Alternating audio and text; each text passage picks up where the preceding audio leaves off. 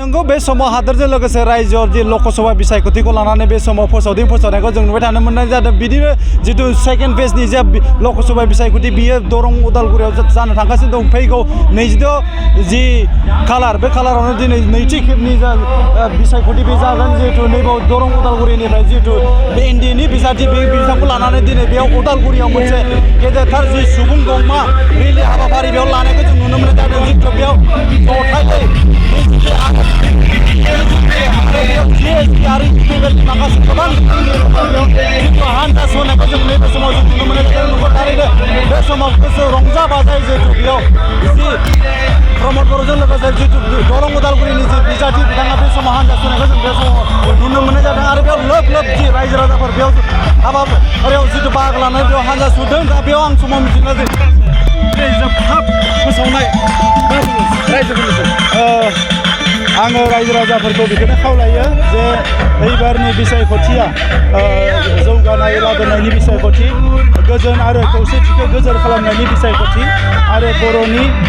गोलाव समनि जि जेंनाफोर जायफोरखौ जोङो मोनसे गोरोबथा खालामनानै लाबोबाय बेफोरखौ 100% सुस्रांनायनि थाखाय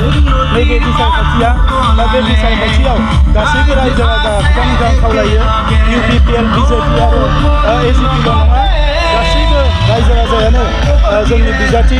दरं उदालगुरियाव दिलीप शइकिया बिथांनो भट होनांगोन आरो क'क्राझाराव जयन्त बसुमतारी बिथांनो भट होनांगोन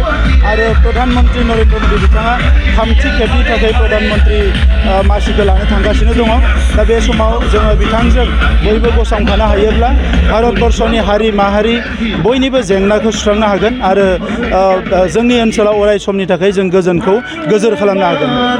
बेसेबां भटनि फारागथियाव दायो देरहानानै दङ बेसेबां भटनि खमसे खम 4 लाख भटनि बारा मोननानै दिलीप शइकिया बिथाङा देरहागोना रोखा जाबाय दा बेवहाय गुबुन हारि माहारिया आरोबाव बयबो ओंखारबोदों लोब लोबैनो दा बेखौ नायोब्ला बेनिख्रुइ बांसिनबो भट मोननो हानाय आरो दरं उदालगुरि समस्तिनि रायजो राजाया